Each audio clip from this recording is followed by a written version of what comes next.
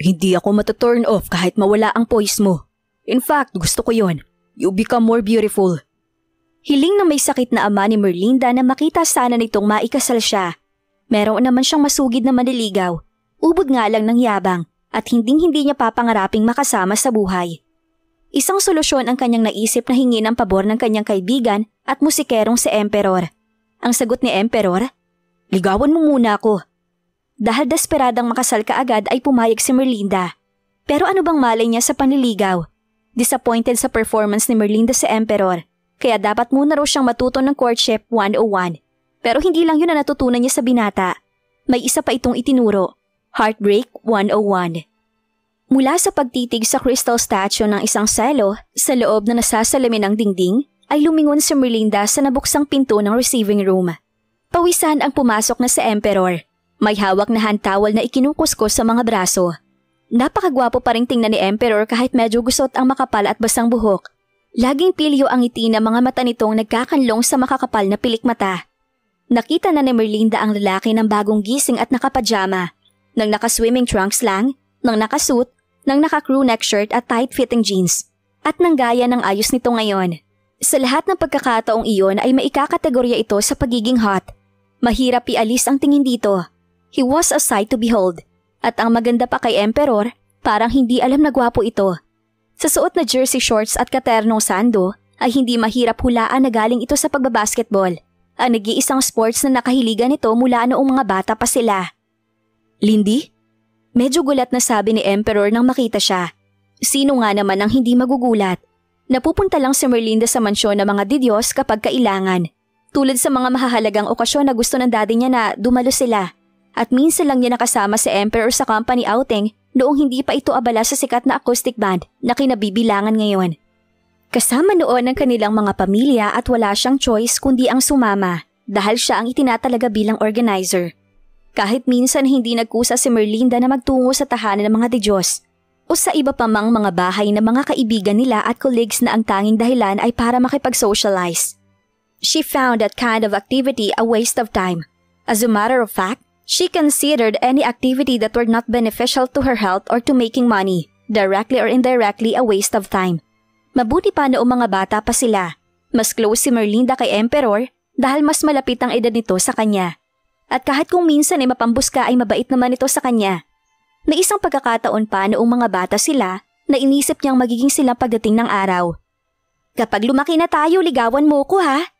She mentally shook her head. Malinaw pa sa kanyang pandinig ang biro na iyon ni Emperor matapos siyang nakawan ng halik. Umiiyak na nagsumbong siya sa mami niyang si Linda, pero tinawanan lang siya. Ngunit habang lumalaki sila, nang maging abala na si Emperor sa bandang Crazy Hotshots na kinabibilangan ito, at siya naman ay sa pagsisikap na mapabilang sa dance list noong college days nila, na malaya na lang ni Merlinda na hindi na sila ganoon ka-close. Bihira na lang silang magkita. Lalo silang napalayo sa isa't isa na magsimula ng sumikat ang banda ng binata. At siya naman ay nagtrabaho na sa MVS Corporation. Sa kabila niyon, gaya pa rin sa isang malapit na kaibigan ang pakikitungo nila sa isa't isa sa bibihirang pagkakataon na nagkikita sila. Minsan ang nailigtas na Emperor ang buhay ni Merlinda. 9 na taong gulang pa lang siya noon. 11 naman ito.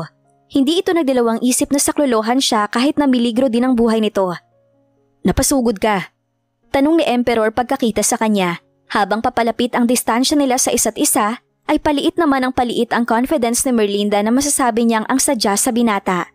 Disimuladong sumagap siya ng hininga at disimulado ring pinakawalan iyon. Ang hindi pag-aatuwili noon ni Emperor na tulungan siya sa tiyak na pagkalunod, sa kabila ng katotohanan na hindi ito marunong lumangoy, ang nagtulak sa kanya para muling hingin ang tulong nito ngayon. Pero nakakaramdam pa rin siya ng pagkaduwag, ng hiya. "Don't you dare chicken out now, Lindy." She squared her shoulders and looked Emperor in the eye. Nakakaramdam na naman siya ng kaba at pag-aalangan. Pero buo na ang kanyang loob na hindi siya bababa ng mansyon nang hindi nasasabi ang pakay at hindi nakukuha ang pagpayag ng binata. "May sadya ako sa'yo. Have a seat." Ikinuskus nito sa pawisang leeg at muka ang hawak na hand towel. "No need," sabi ni Merlinda. "This won't take long." Nagkibit balikat si Emperor. Trademark na ng binata ang ganoong mannerism. Isang kilos na sa iniuugnay niya sa kawalan ng pakialam, sa pagiging easygo-lucky, at sa kakulangan ng drive para abutin ang gustong makuha. Emp, I need you. I need you to… Clueless na nakamata lang sa kanyang binata. To marry me. Nalaglag ang panga ni Emperor. Dumapa si Merlinda sa ibabaw ng lounge chair upang ibilad sa araw ang kanyang likod. Naroon siya sa kanilang home atrium. 7:00 pa lang ng umaga. Bahagya pa lang ang init ng araw sa kanyang balat na lumalagos mula sa fiberglass na bubong. Kapag hindi siya nakakapag-jogging sa labas, ay nagsasunbathing lang siya sa atrium. Sa isang taong abala na gaya ni Merlinda, batig niyang mahalaga ang bawat minutong magugugol sa pag-eehersisyo o pagbibilad sa pang-umagang araw. Mahalaga ang health benefits na ibinibigay ng araw sa kanyang katawan. Nakatutulong ang vitamin D mula sa araw para mas maging matibay ang kanyang mga buto at mas maging malakas ang kanyang immune system. May kalahating oras na siya sa atrium nang makarinig siya ng katok sa pinto. Pinagbilinan niya ang mga katulong na huwag siyang aabalahin tuwing nagsasunbathing. Para siya katukin doon ay tiyak na may mahalagang dahilan. Kinuha ni Merlinda ang kanyang robe. Naisuot na niya iyon nang mabuksan ang pinto. Lumitaw roon ang ama niyang si Montero. May kargang sanggol ang daddy niya na nahihimbing sa bisig nito. "Lindy, do you have a minute?" Sabi nito, bakas ang kakulangan ng tulog at pagod sa muka. Ngayon lang din napansin ni Merlinda na mas pumayat ang daddy niya kaysa dati. "Yes, Dad." "I need to talk to you." "Talk to me about what?" Muling bumalik ang tingin ni Merlinda sa kalong nitong sanggol. Bigla siyang kinabahan. "Kaninong baby ang dala niyo?" Hindi siya sinagot ng ama. Tumalikod na ito kaya napilitan siyang sumunod. Sa family room nagtungo ang daddy niya. Naupo ito sa sofa kaya napilitan din siyang maupo sa katapat nitong sofa. Oo, at gwapo pa rin ang kanyang ama. Ngunit parang nadagdagan ng 10 taon ang edad nito. Litaw ang mga gatla sa noo. Kahit hindi nakatawa ay halata na rin ang kulubot sa gilid ng mga mata ng kanyang ama. Tinitigan niya ito. Gusto niyang makita ang lahat ng emosyong ililitaw ng mukha nito. Ama niya ito at gusto niyang lagi itong maging matagumpay sa anumang larangan. Liban lang sa larangang sila ang magkukumpetensya. Mas gusto ni Merlinda na talunin ng ama sa balitaktakan, sa katwiran, sa tagisan ng kanilang mga opinyon. Sa anumang bagay, nakakaramdam siya ng satisfaction kapag napapatunayan sa kanyang ama na mas magaling siya rito. "Dad?" Untag ni Merlinda dahil naumid na ang dila nito. Humugot ito ng malalim na hininga. Kasabay ng pagbuga nito ay nagbabari ng tingin. "He's mine." Kahit nahuhulaan na iyon ni Merlinda ay nabigla pa rin siya. Nagulat pa rin na marinig sa ama ang katotohanan ng kataksila nito sa mami niya. 9 na buwan mula sa pagkabuo ay isinisilang ang isang sanggol. 7 buwan nang hiwalay ang daddy niya sa kanyang ina. Nakipaghiwalay ang mami niya sa kanyang ama sa bintang ng pambababae. Bagay na mariing itinatanggi ng daddy niya. 2 months ago, the divorce was finalized. Siya pa ang nakatanggap ng divorce papers ng mga magulang. Muntik nang tumaas ang isang sulok ng bibig ni Merlinda. Gusto niyang tuyain ang ama. Ipamuka kung gaano ito kasinungaling. Na totoo nga palang taksil ito.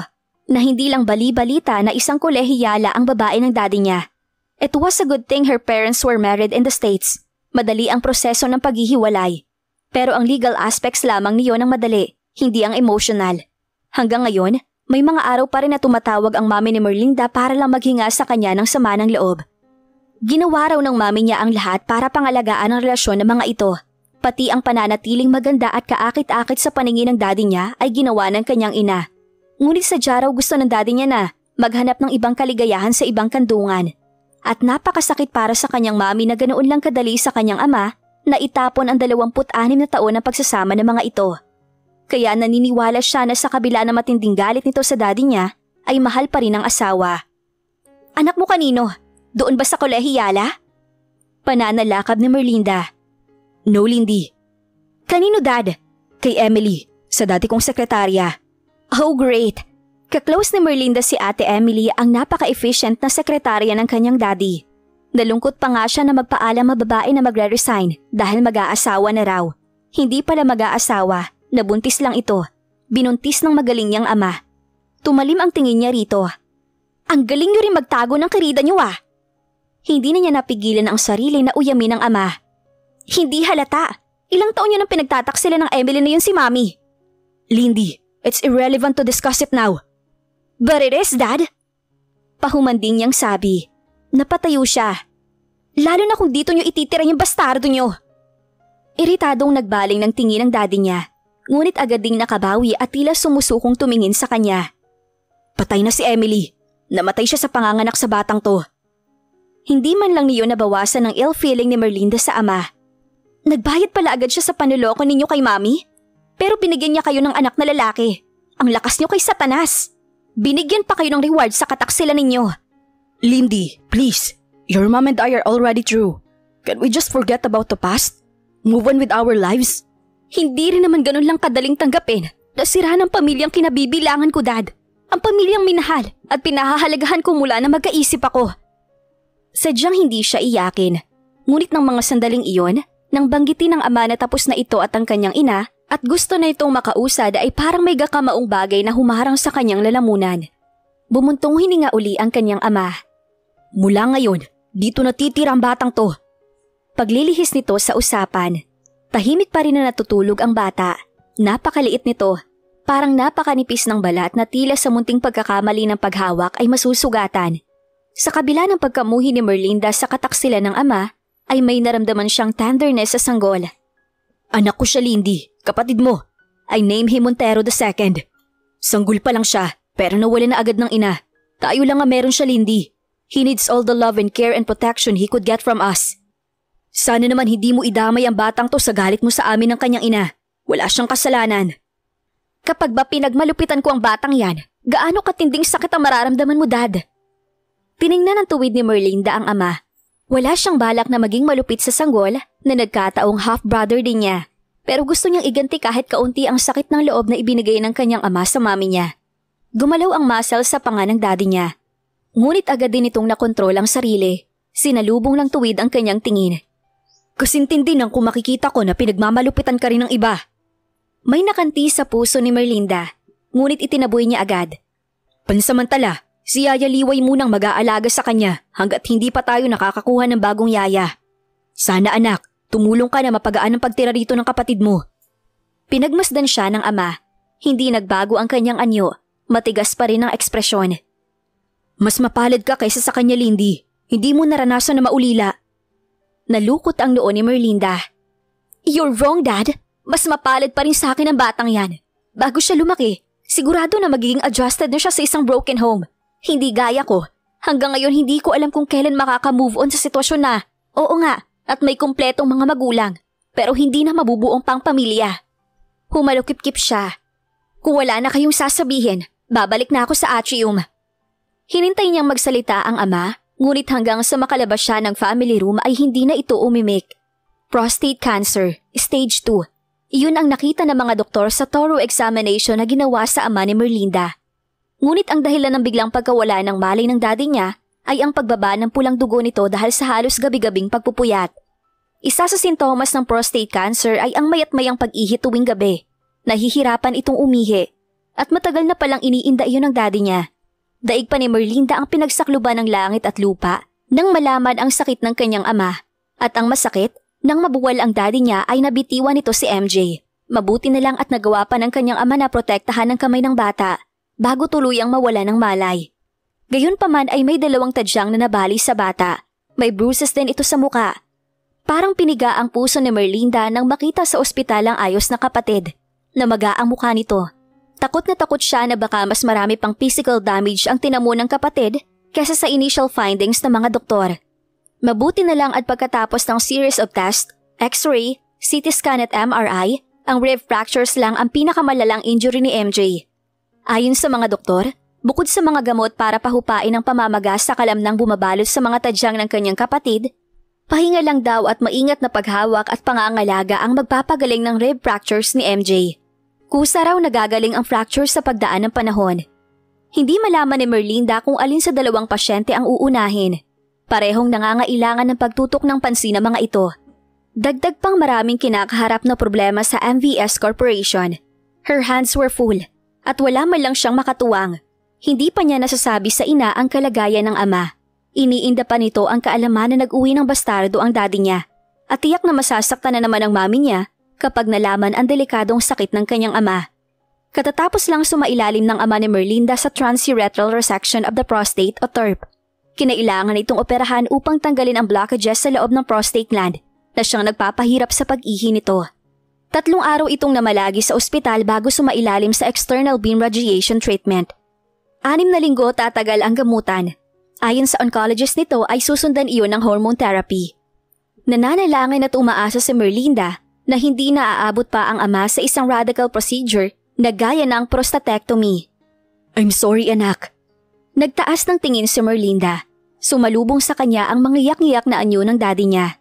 She fought the urge to look away. Sa kabila ng kimkim niyang galit, sa kabila ng mga sama ng loob dito at ng mga pagkakamali at pagkukulang nito, ay mahal pa rin niya ang ama. Dito pa rin galing ang kalahati ng kanyang pagkatao. Ama pa rin niya ito. Kailanman ay hindi niya magagawang pabayaan. Dad, pinaparusahan na ako ng Diyos sa lahat ng mga kasalanan ko sa inyo ng mami mo. At ikaw ang nagpapasa ng lahat ng hirap na ibinibigay ko sa pamilya natin. Patawarin mo sana ako, Lindy anak. Dad, please, stop torturing yourself. Hindi yan makakatulong sa pagpapagaling mo. Ngunit hindi pa rin ito huminto. I gave your mother tons of misery. Dapat lang sigurong kaparusahan ito sa akin. Nakagat ni Merlinda ang labi nang makitang gumulong ang luha sa pisngi ng daddy niya. Gusto niyang punasan iyon. Gusto rin niyang aluin ito. Pero nanatili sa kanyang tagiliran ang kanyang mga kamay. Siya man ay nagpipigil na mapaiyak. Tell me, Dad, anong pinagmulan ng hindi niyo pagkakasundo ni Mami? Mahina ngunit malinaw ang tinig na tanong niya. Bakit umabot kayo sa punto ng pagtataksil sa kanya kung nagmamahala naman kayo noon? It was all my fault, Lindy. At magsisiman ako ngayon. Huli na. Ibig niyang mainis sa ama. Nararamdaman niyang marami itong inililihim sa kanya. Maging ang kanyang mami ay ganoon din. Dad, you used to love Mom so much. Yun ang naaalala ko nung bata ako. Anong nangyari para unti-unting mawala yon? Anong mga nagbago? I wanna know. Parte rin ako ng pamilya natin. May karapatan akong malaman. Lalo na at hindi rin niyo ako binigyan ng pagkakataon na makialam sa mga naging desisyon ninyo ni Mami na mag-divorce kayo. Kinalimutan niyo ako. Lindy anak. What, Dad? Bakit hindi niyo masabi sa akin? I want to know everything. I want to understand. Baka sakaling mawala ang sama ng loob ko sa inyo kapag naintindihan ko. Nagpakawala ito ng malalim na buntong hininga. Naging labis lang siguro ko mapaghanap. Dati noon bata ka pa, sa ating dalawa lang nakatuon ang pansin ng mami mo. Pero habang nagkakaedad kami, natuon na sa sarili niya ang pansin ni Linda. Sa pagpapaganda, sa pananatiling bata. Ilang beses akong humiling na mag-anak pa kami. Naisip ko na baka makatulong yun para mabaling uli ang pansin niya sa atin. Pero ayaw na niya. Mahihirapan na ro siyang mga anak. Iba naman ang palagay ko. Ayaw na niya magkaanak para wag masira ang magandang katawan niya. Dahil doon, unti-unting nabawasan ang intimacy naming dalawa. Hanggang sa mamalayan ko na lang na naiinis na ako kapag nakikita ko ang mga pagsisikap niya para lalong magmukhang maganda at bata. Siguro, in a way, nagrebelde ako sa mami mo kaya nabaling ang pansin ko sa ibang babae. Sumulyap ito sa kanya. Hindi ko binibigyan ng katwiran ng ginawa kong pagtataksil sa mami mo, Lindy. Ako talagang nagkamali. Do you still love her? Bahaw ang naging tawa nito. For what it's worth, I have to admit, I still love your mother. Pinanlakihan niya ng mga mata ang ama. Then why did you let her go? Dahil hindi na siya masaya sa akin. Dahil lagi niyang maaalala na pinagtaksilan ko siya kung magpapatuloy pa ang pagsasama namin. Dahil gusto kong pareho kami magkaroon ng katahimikan. Ang paghihiwalay lang ang nakita kong solusyon para matigil na ang madalas na pag-aaway namin ng mami mo. Hindi makapaniwala si Merlinda na dahil lamang sa isang hindi naman talaga malalim na dahilan ay nag-ugat at nanganak ng mas malalang konsekwensya ang mga hindi pagkakaunawaan ng kanyang mga magulang. At nang lumala ay naging dahilan para dumagdag pa ang kanilang pamilya sa bilang ng mga wasak na pamilya sa buong mundo. Pero nasisiguro ko sa kalagayan mo ngayon, mas gusto mo na nandito si Mami para damayan ka. I miss her. Malungkot na pag-aamin ng kanyang ama. Tatawagan ko si Mami, pauuwin ko siya rito, mag-usap kayo. And do me a favor, sabihin mo sa kanya mga ipinagtapat mo sa akin, Dad. She needs to know. Nagkahalong takot at pag-aalinlangan ang masasalamin sa mga mata ng kanyang ama nang tumingin sa kanya. Paano kung hindi siya dumating? Isa lang ang ibig sabihin niyon, naka-move on na siya, kaya kailangan mong tapangan ang loob mo, Dad, kahit man lang para sa amin ni Monty.